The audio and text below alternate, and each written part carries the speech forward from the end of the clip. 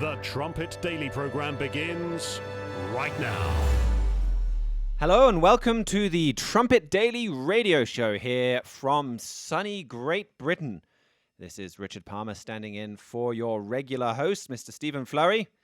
Now it's the winter of our discontent made glorious summer by this son of York, the opening lines from Richard III, and I think that sums up quite well the mood in Britain and even in the United States right now. It's hard not to be optimistic, to be upbeat if you love your country in either the UK or the US. You know, if you're a patriot, I think you're feeling pretty good today.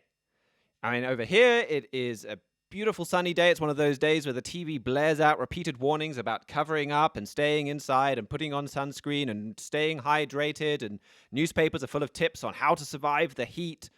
One of those days that the rest of the world knows as summer, but is an unusual and wondrous occurrence here in the UK.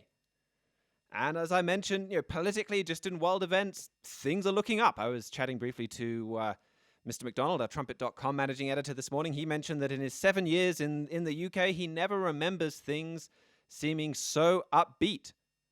And like I said, I think the case is true in the US as well. There's good news that has come out of yesterday. I think if you're, as I said, a patriot in the US, you're probably feeling good about the Mueller hearing. For 2.5 years, there's been this Mueller report and collusion investigation, etc., that's been a drag on the nation.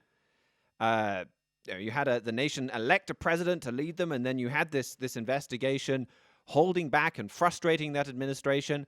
But then so much of that was exposed yesterday, and commentators even on the left are talking about this being a real turning point for that administration. And then, as Mr. Flurry talked about on yesterday's show, Boris Johnson is swept into office in the UK with a really positive, upbeat, optimistic message. I've got the Daily Mail from yesterday in front of me. We'll talk about that a little more later in the show. But right on the cover, big letters, "Now bring us sunshine." I said, I don't think I've ever seen such optimistic headlines over here. Mr. Johnson, unveiled his cabinet picks yesterday. There's a lot to like. As I said, we'll get into some of that in a little bit. But I want to talk about this optimism today. There are genuine reasons to be optimistic, to be happy. But I want to look at why. Why are things going right for Britain and America right now?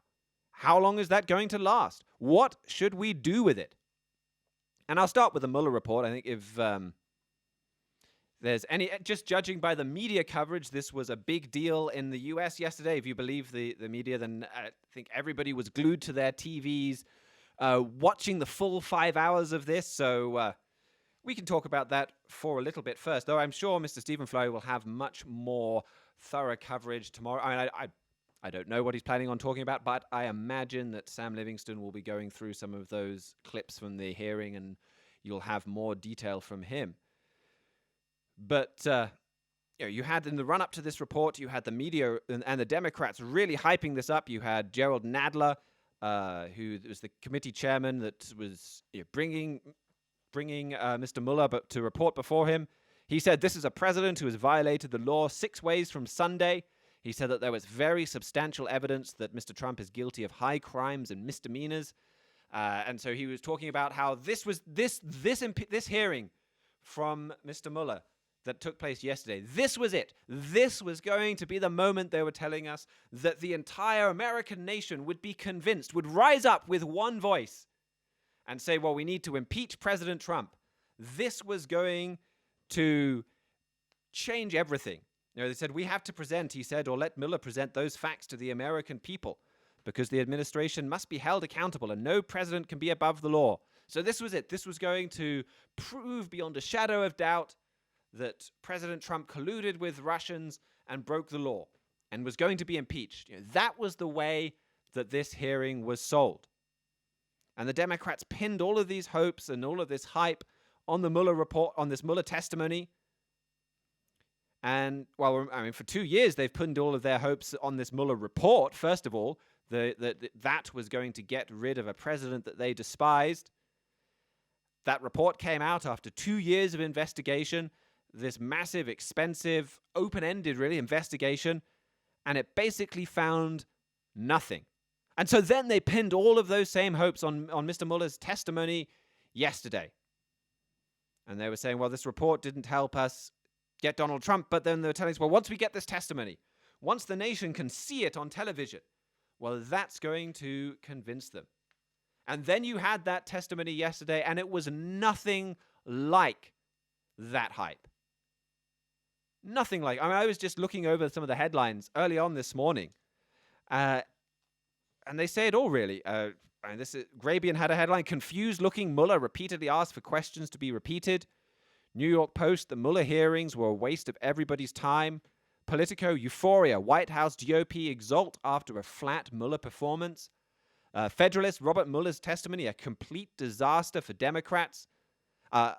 Another Federalist: disaster for pundits of Robert Mueller's doddering, stumbling performance shocks pundits. PJ Media: Robert Mueller goes from savior of the republic to bumbling fool in the course of 5 hours. So those are the headlines I saw first, but then I thought, okay, well, these are generally right-wing publications. I mean, not Politico, I guess, but in overall. I thought, well, maybe it's just the right wing that's saying this. Maybe this is just spin, for argument's sake. So I decided, well, let's go and let's see what the New York Times is saying to find out what the far left is saying about this this hearing. And then right there on their front page, at least on the website, the blockbuster that wasn't. Mueller disappoints the Democrats.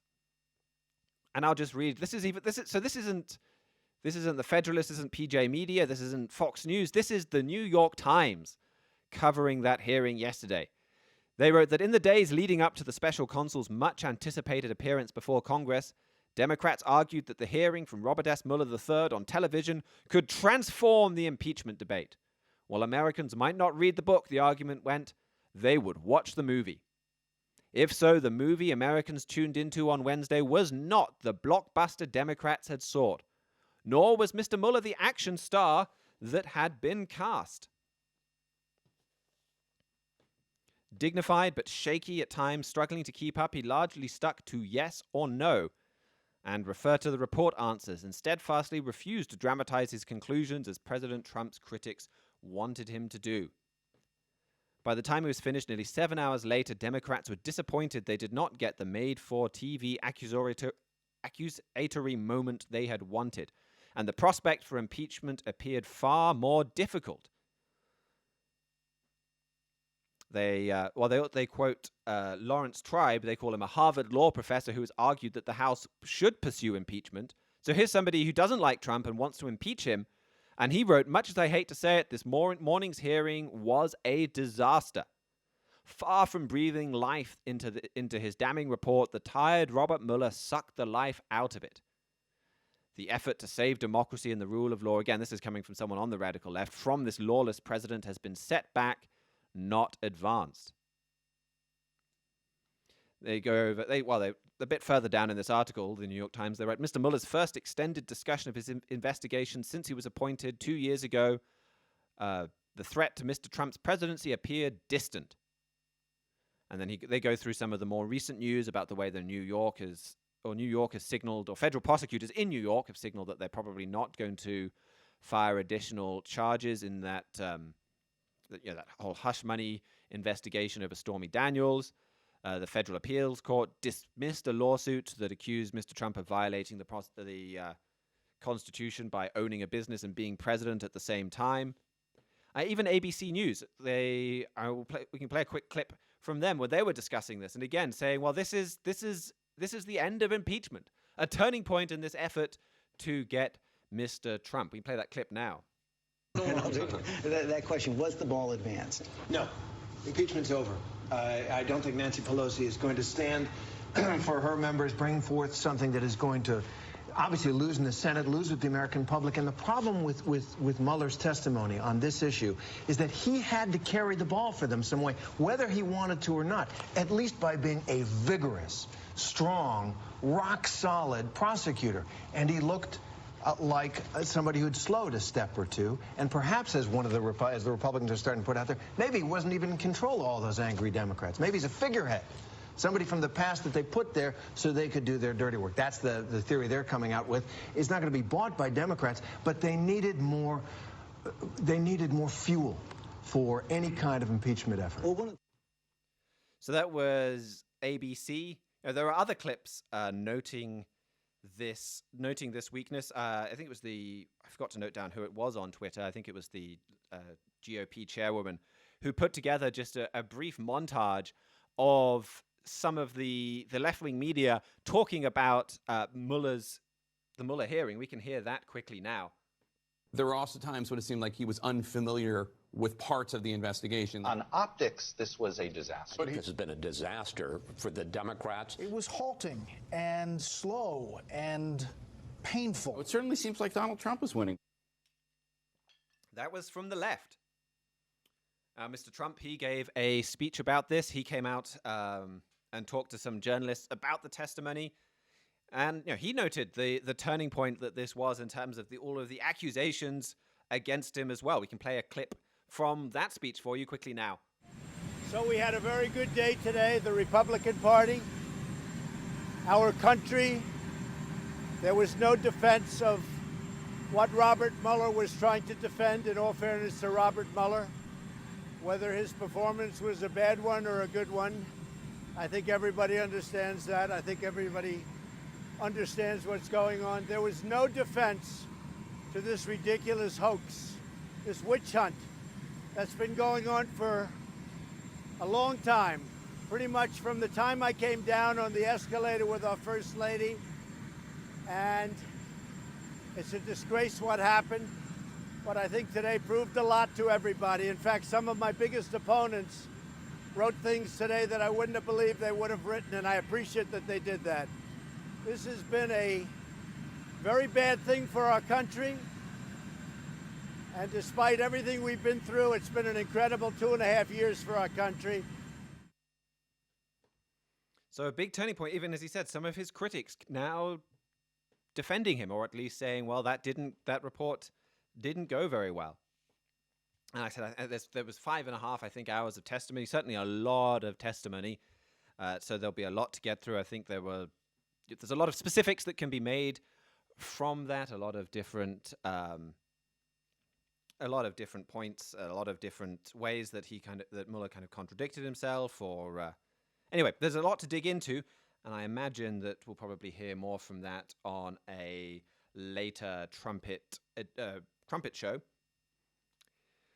But one of the things that really stood out to me after watching some of those clips, reading some of the reports about that, was the front cover of our August Trumpet print edition. It's not August, but this article has been out for a few weeks, and Mr. Flurry has the cover article on there. Can President Trump get control of his divided government? And in that he writes, biblical prophecy indicates there will be something of a turnaround, though, and that President Trump will actually gain more control of these government agencies that have been working to unseat him.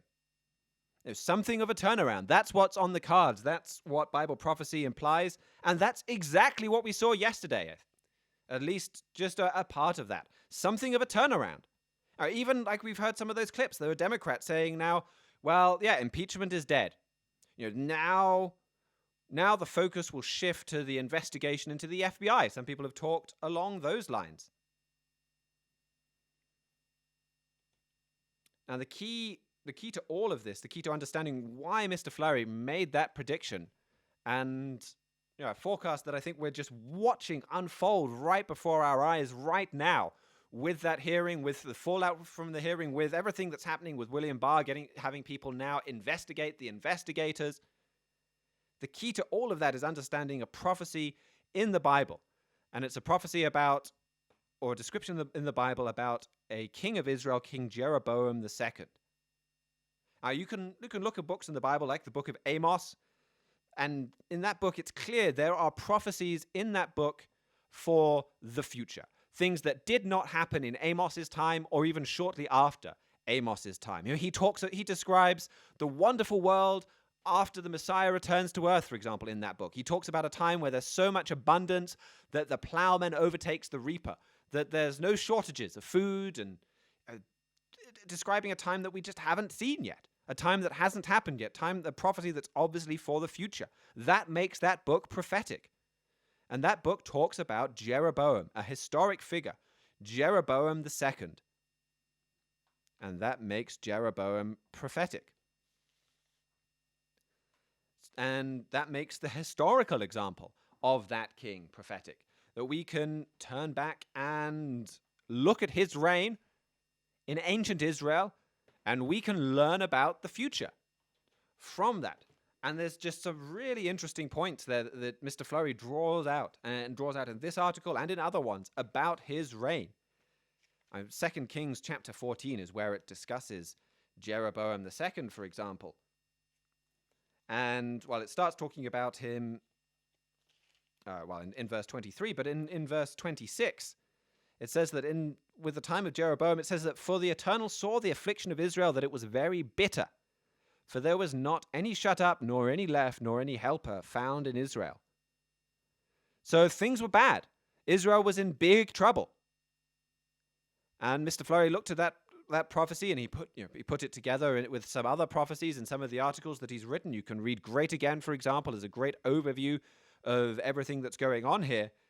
And he said, well, you can see the same thing looking at the United States today. The United States was in the run-up to President Trump was in big trouble. The freedom was about to be eclipsed. Freedom was in trouble. The ability for people to choose their leaders, to just have freedom in their own lives. He was looking at that and saying that, but he's not the only one that's made that analysis. I don't think I saw as many at the time, but here's just a quick clip from Sean Hannity yesterday, again, talking about the danger that America was in, that we're now seeing exposed. This country came painfully close. This great democratic republic, the greatest country God gave man, we came dangerously close to allowing a few people, reckless, lawless people, to spread lies, conspiracies, and a hoax, and successfully trying to undo the will of the American people. First, trying to prevent their favorite candidate from being indicted. They were successful. They tried to prevent Donald Trump from ever winning. And then after he won, they had their insurance policy. And tonight, that insurance policy has been played out before the world to see, and it is now officially over. So dangerously close. Just like the Bible talks about.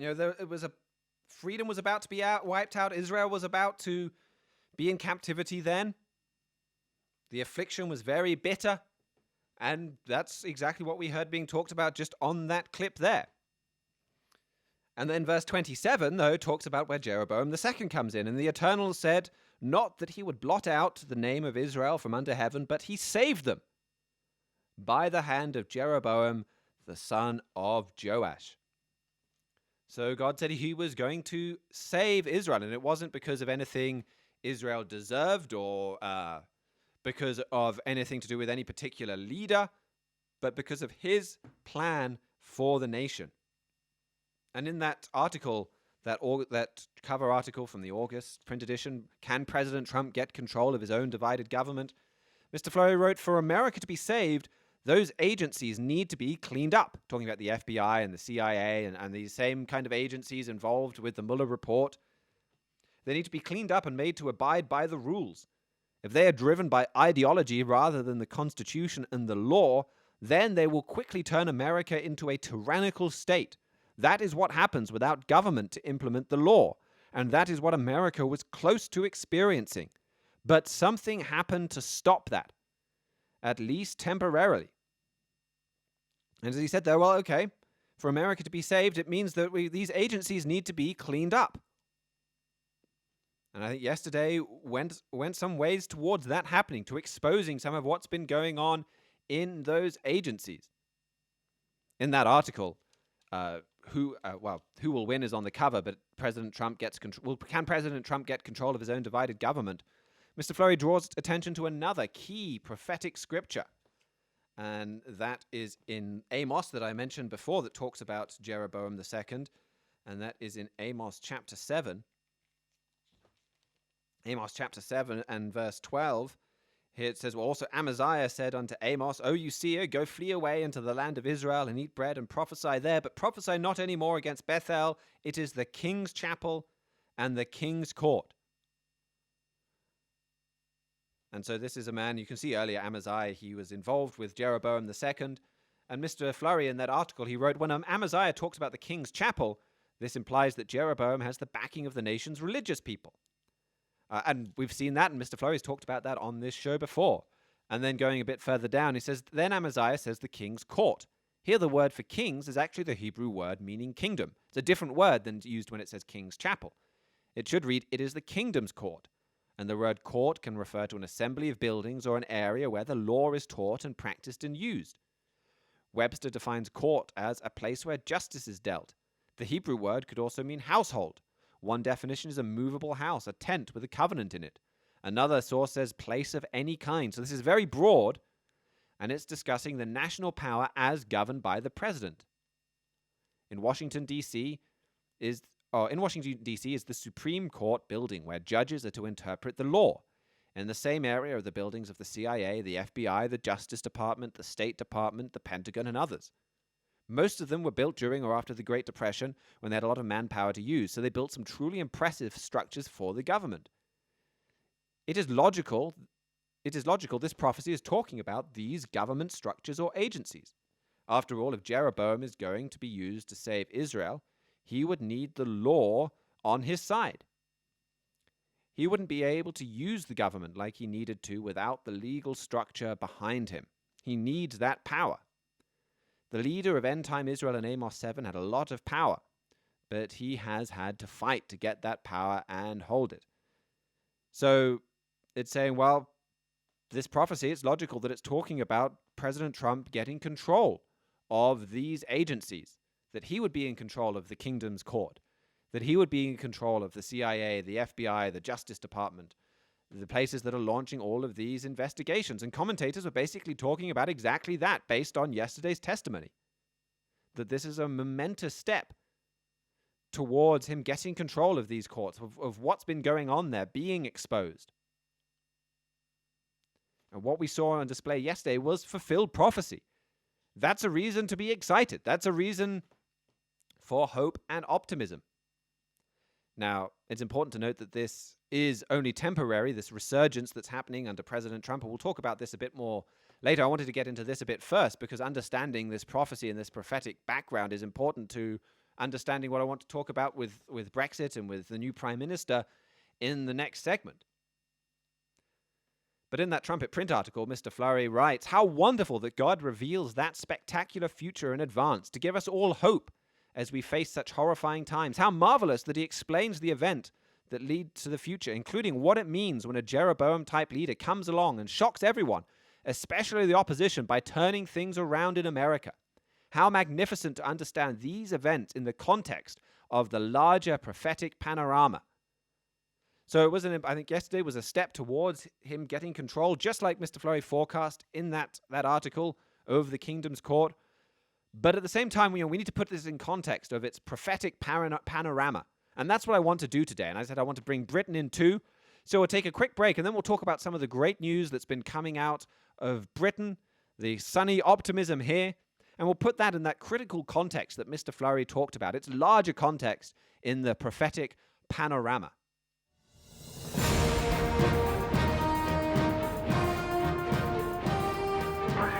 This is KPCG-FM, and this is the Trumpet Daily. Freedom is one of the most sought-after ideals in human history. Man's search for freedom has taken him into the fiercest of protests, struggles, revolutions, civil wars, and even world wars. Today, in the midst of free societies, many continue to fight for what they perceive as ever greater freedoms. And yet, many of these same people are actively fighting against law. Few people understand that this war against law actually undermines true freedom. To learn more, request Gerald Flurry's booklet, No Freedom Without Law.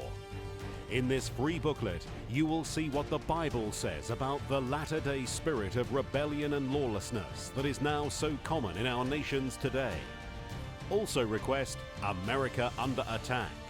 In this booklet, you will learn more about the spirit behind this attack on law. You'll see where this is leading. Both booklets are offered freely at no cost or obligation to you. Request No Freedom Without Law and America Under Attack. Email your request to td@kpcg.fm or visit thetrumpet.com. This is KPCG FM, and this is the Trumpet Daily. And after 3 years of unfounded self-doubt, it is time to change the record, to recover our natural and historic role as an enterprising, outward-looking, and truly global Britain, generous in temper and engaged with the world. No one in the last few centuries has succeeded in betting against the pluck and nerve and ambition of this country. They will not succeed today. We, in this government, will work flat out to give this country the leadership it deserves. And that work begins now. Welcome back to the Trumpet Daily radio show. This is Richard Palmer standing in for your regular host, Mr. Stephen Flurry, and that was Boris Johnson. Mr. Johnson, the new Prime Minister of the United Kingdom, giving his first speech there outside of number 10 Downing Street as Prime Minister.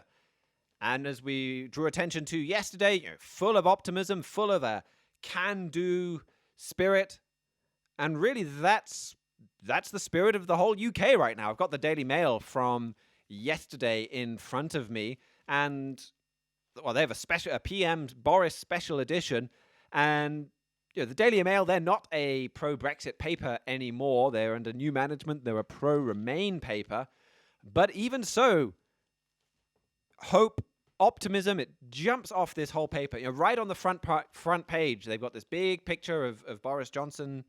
I guess he looks like he's high-fiving somebody.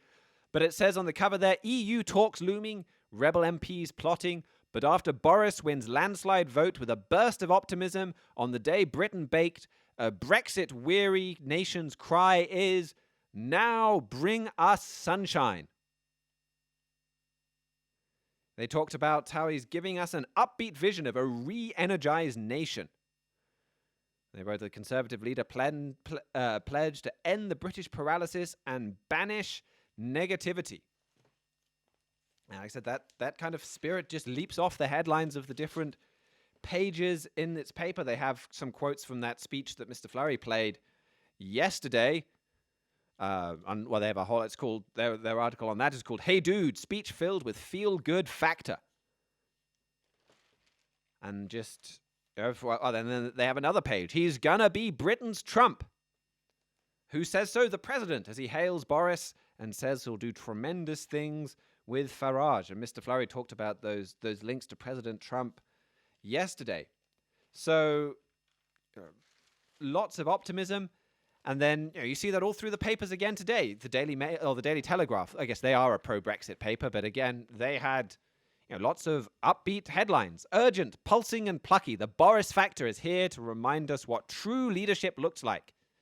Why Boris Johnson's spirit of optimism will make all the difference. Boris Johnson's brilliant Brexit dream team proves that he is deadly serious. And that's, I think, one of the big reasons for optimism this morning and hope and, well, short-term hope, I should say, but certainly optimism is President Donald Trump, Boris Johnson, yesterday he unveiled his new cabinet. The people that he's going to be keeping around him. And he got rid of almost a record number, at least in modern times, of the old cabinet of Miss May's supporters. People in the press have started to be calling it the Night of the Long Knives because he fired so many people. And, if you're not from the UK, probably the names of the people that he appointed aren't familiar to you. They probably don't mean much to you. But really, they're great picks. There's some really good people he brought into his cabinet. He got rid of the wets, as Margaret Thatcher would have called them, or I guess in the US you might label them the rhinos, the Republicans in name only. Those people who are, they're in the right-wing party, but they're not really that right-wing. They don't really seem to believe in it. They don't believe in Brexit. They don't believe in Britain.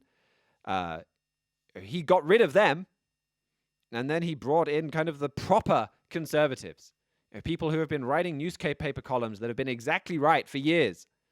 And he's brought a whole lot of them into the government. That article, Urgent, Pulsing, and Plucky, it began this. I'll just read a couple of quotes from that. It begins, "Action this day." That was the order on the red stickers his hero, Winston Churchill, would put on the memoranda he sent to his commanders in the field, urging a speedy resolution. You could practically feel ATD, action this day, stamped on every line of the urgent, pulsing, inspirational speech Boris Johnson gave on the steps of 10 Downing Street on Wednesday afternoon. Our new Prime Minister isn't hanging about, you know. There's a Brexit battle to be won. Sorry, this article, it goes on. Sorry, let's just stop for a second and savor that thought, shall we? Boris PM, yay!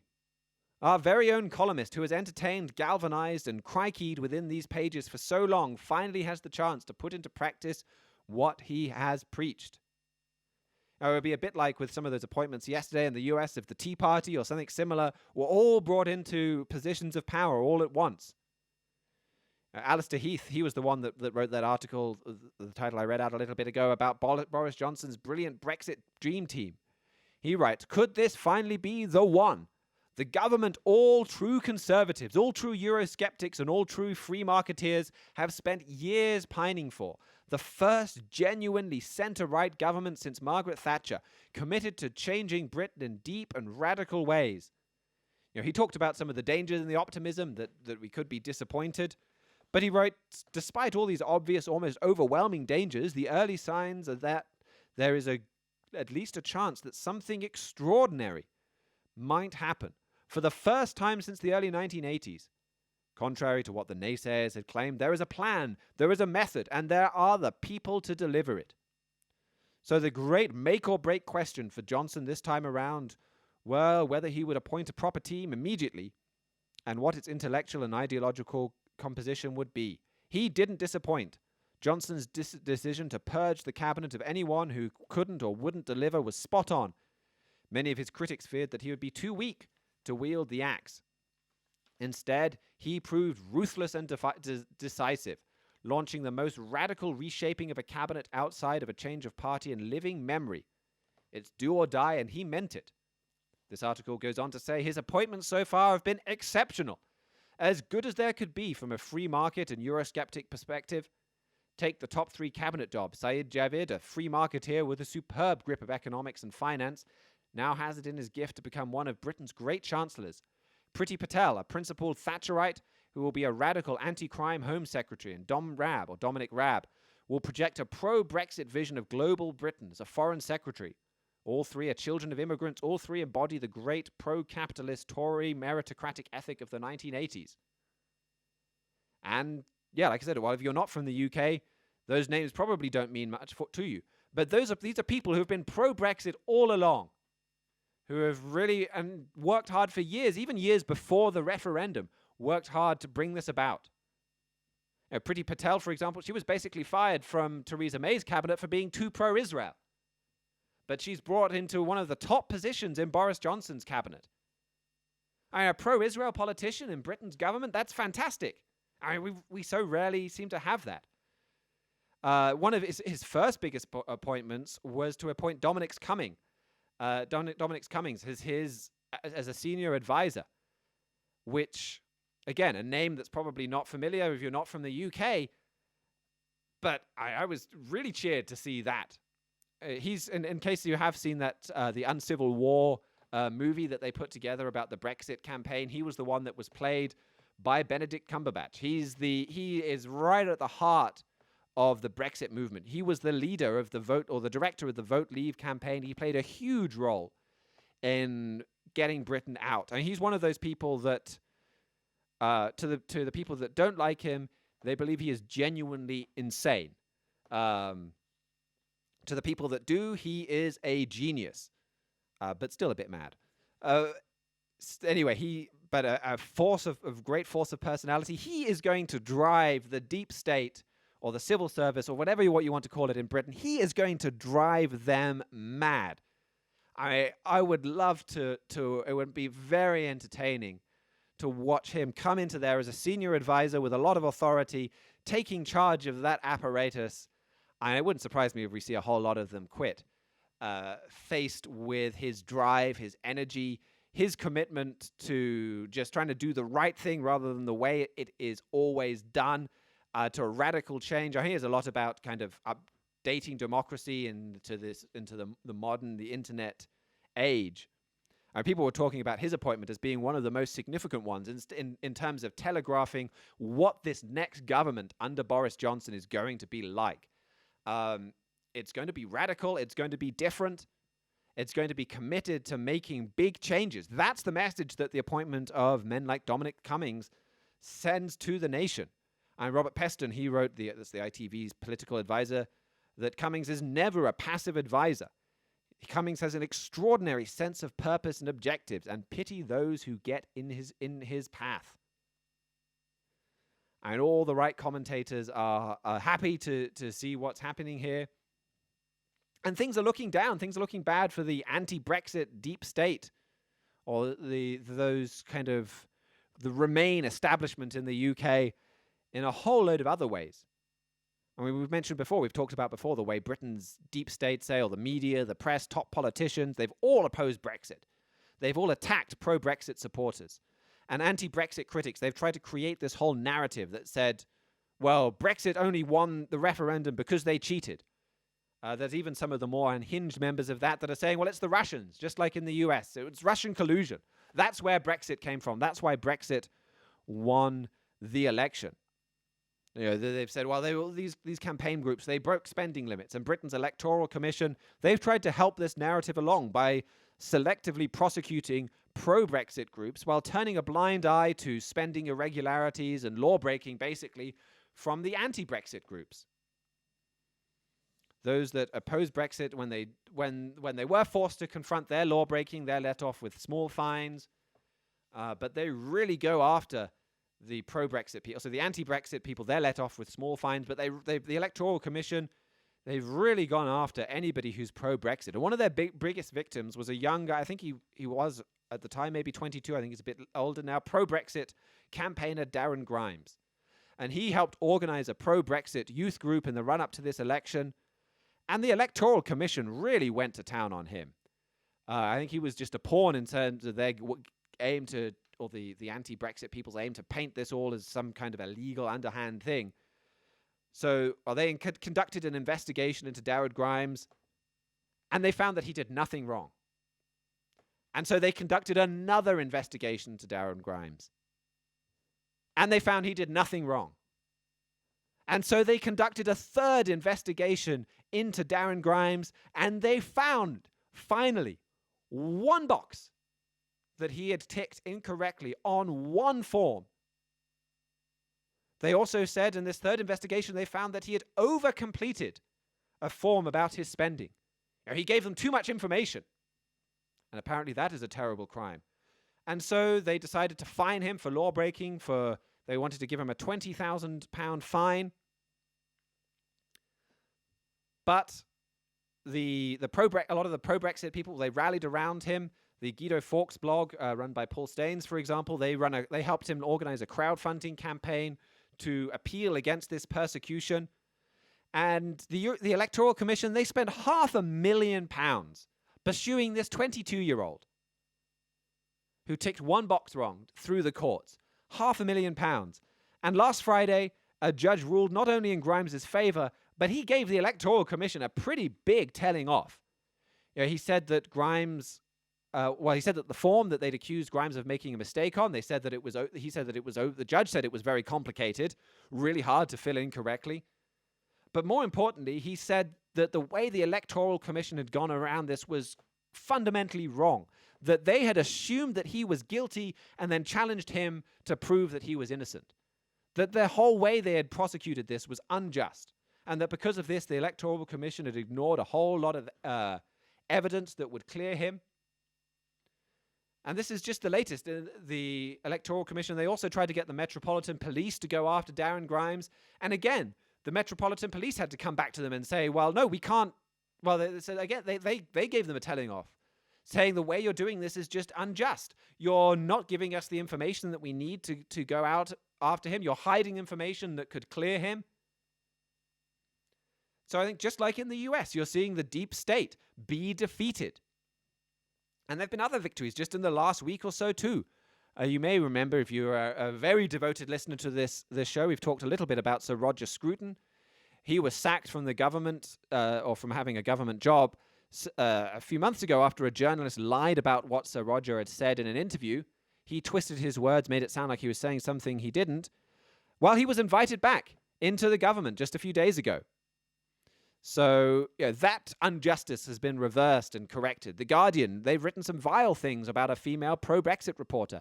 They've been forced, last Friday, they were forced to apologize. Those are some small victories, but everywhere you look in the UK, just like in the US, you see the deep state in retreat. You see you see sound-minded individuals ascendant. You see things looking up. That's why it's easy to be optimistic. But there's something critical we have to remember about this. Mr. Fleury, he mentioned Britain having a resurgence briefly in that same article that I've been quoting from. Can President Trump get control of his own divided government? He writes. He wrote about things looking like the end of the U.S. Republic. We played a bit about that in the first half. But he notes there, but God was not ready for that. He was going to save America along with Britain and the Jewish nation. However, this was going to be temporary unless they deeply repent. So, Mr. Fleury talks about there, Britain being included in that. That God is saving both Britain and America. And we see that reflected in the events in both these countries. But it's important to remember that it is temporary. Now, I think optimism, hope is natural, and as we'll talk about at the end of the show, there is a whole lot of reasons to be optimistic, to be hope-filled for our nations, even way beyond just some of these temporary news events. But the big danger is here that we can kind of see things getting better and relax. That's exactly what happened in ancient Israel. Mr. McDonald, he has an article that's coming up in the September Trumpet print edition. I believe that goes to print today, so you should soon be able to get that. He wrote, it's based on a Trumpet brief that he had that you can get on our website, thetrumpet.com, talking about the ancient Jeroboam II. You can go and you could look at his blogs and see that on the website.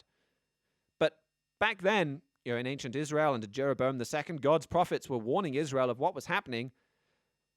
But people just ignored it. They looked around and they said, well, no, you know what? Things are good. They're great. We're at the peak of our power. We don't need to worry about anything. We don't need to worry about these warnings. And there's the same danger with Britain and America today. We have, say, this dream team that's now in charge in the UK. And I think they may do a good job of taking care of some of these problems. I mean, they've been in power one day, so we still need to see. But yeah, sure, they may do a good job of taking care of some of Britain's problems. At the same time, though, we can't forget some of the serious problems facing both Britain and America. Family breakdown, for example. Mr. Armstrong talked about the family breakdown being more destructive than a hydrogen bomb. Boris Johnson's not going to fix that. President Trump, he may well put in some policies, say that will slow both of these individuals, may well put in place some of these policies that will slow some of what the radicals left's doing potentially. But they're not going to fundamentally fix our nation's family breakdown. In his speech outside number 10 Downing Street yesterday, the one I played the clip from, he also talked about how Britain needs to lead the world in terms of LGBT rights. He's not going to address that problem. You've also got the situation where he's not married to his live-in girlfriend, and I don't recall that ever happening before for a prime minister where they're not married to their partner, and nobody bats an eye. I haven't seen a single news article that has talked. I mean, everyone knows it. It's not like it's a secret or anything. But nobody's drawn attention to it. Nobody said, well, isn't it remarkable that we have a prime minister now that isn't married to his girlfriend that he's living with? And that's because that is completely normal for Britain today. That's something that for a whole lot of the country, they're not even going to bat an eyelid about. Probably for the majority, probably for the vast majority. That's just the way people live now. He is not going to change that. And there's a whole host of problems that come from family breakdown, rising crime, drug problems, hopelessness problems. You've got the opioid epidemic in the United States. You've got drug epidemics in the UK. All of these problems that trace their cause back to family breakdown. I mean, even the debt problems that we have in our nation. You have this situation where families break down, families no longer look after each other. Parents, because of divorce, they now need help from the government to pay and to look after their children because you've got all of these single parents. You've got families no longer looking after, the grandparents. They're no longer being looked after by their family, so the state has to step in and do it. But the government just fundamentally can't afford it. Now, that's probably one of the more minor outcomes of family breakdown. But you see this looming debt crisis, big in both the UK and the US. And that's not something that either of these leaders are even interested in fixing. You had that budget in the US that Mr. Fleury talked about yesterday. I've seen more and more articles just talking about how dire, how shameful even, that budget that was passed in the United States is. The American Spectator, they had a piece either this morning or yesterday. The spending is getting embarrassing. And they made a great point in there where they talked about, the economy is doing great in a whole lot of ways in the United States. But they point out that in previous years, even the most left-wing, kind of pro-debt economists would tell you, save some money when times are good so that you can borrow when times are bad, or that you have money to spend when times are bad. Or they'd say things like, borrow when times are bad and then pay that debt back when times are good. That would have been, say, the far left message coming from previous generations' economists. Borrow in bad times, pay it back in good. Now, you've got a Republican, a right-wing administration in the United States with the economy doing great and no even thought of trying to pay back debt, with record levels of borrowing that just keep shooting up year after year after year. And it's the same with the UK. I mean, people were talking about how Boris Johnson, again, I think this is even in some of the right-wing press, that he needs to come in and he needs to, quote, spend, spend, spend. That's what we need to do. Spend, spend, spend. And again, in his speech yesterday, Mr. Johnson talked about all kinds of spending. 20,000 new police officers, shorter wait times at hospitals, which is all funded by the government and for doctors. The government paying for in-home care for the elderly. And yeah, that all sounds great. But where's the money coming from? We're already at record levels of debt in the UK as well. And he's not even interested in addressing that. And so this starts to get to the overall context we must see things in, the context of the larger prophetic panorama, as Mr. Fleury said. Now, our nations, they are still making serious mistakes. They are still sinning. They will still suffer the consequences of those mistakes. And God is sending punishment, curses, to correct us, to make us turn things around. And I'm not saying this because I just want to be a party pooper or rain on everybody's parade, including my own parade, I guess, seeing as I'm feeling still pretty happy about some of what's going on. There is a right kind of patriotism, a love of country that is a good thing. And Mr. Fleury, in that article, he talked about how it's refreshing to see a lot of this happening. It's refreshing for those of you in the US to see a lot of what's happening in the US. It's refreshing for me here in the UK to see a lot of this news coming out of the UK. And we mourn when our countries suffer. We don't like to see it. And so naturally, we feel good when some of that turns around, when people do start addressing at least some of the problems that are facing our nation, even if they're not going to comprehensively fix all of them. But when we see that bigger context, there's even more hope there's more optimism. There's a more sure foundation for hope and optimism. And we can't look to Mr. Trump or Mr. Johnson to solve our nation's sin problem. We can't look to them to, well, you know, if we're going to place our hopes in the resurgence that these men bring, that's only going to be temporary. And who really knows how temporary? I mean, in the UK, it could be very temporary. It feels good today, but the Bible's full of prophecies that talk about, you know, Britain is going to ultimately, it's Europe that's going to be victorious in kind of a struggle between Britain and Europe, not Britain. And so, yeah, well, I don't know how long we'll get a resurgence. Maybe we'll see a fantastic victory by Donald Trump on October 31st. Maybe we won't. But maybe we'll see that victory. Who knows how long that will last afterwards. But we need to see that bigger prophetic panorama to have a more solid foundation for hope and for optimism. And sure, we can learn and we can gain from that infectious kind of action this day mentality that President Trump, Prime Minister Johnson has brought to the UK government.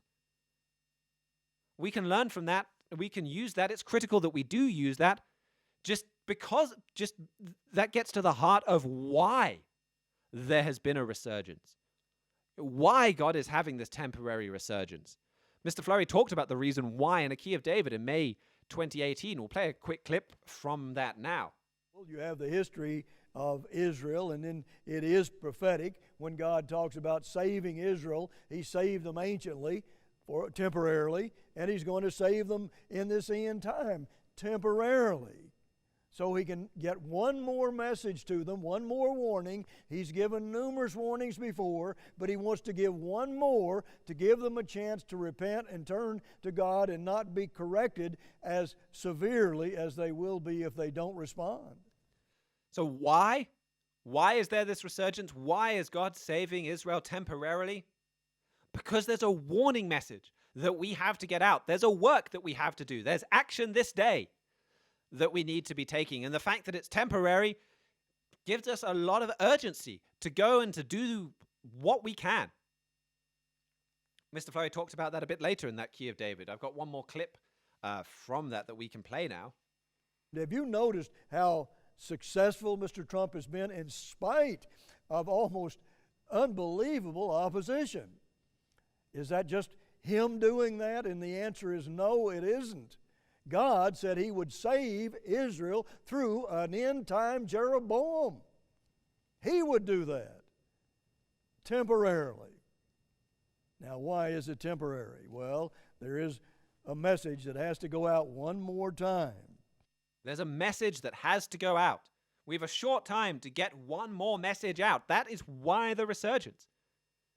A good chunk of it. And all of that comes from God's love. He loves our people. He wants them to repent. You know, and if that's not a message of optimism, I don't know what is. Mr. Flurry makes the same thing in this article I've been quoting. He talks about that age of prosperity in ancient Israel. And he said it was only temporary. God used it to give one final warning. So we can, like I said, inject that positivity, that action this day, that optimism into giving this warning, into doing this work. There's just a short time left.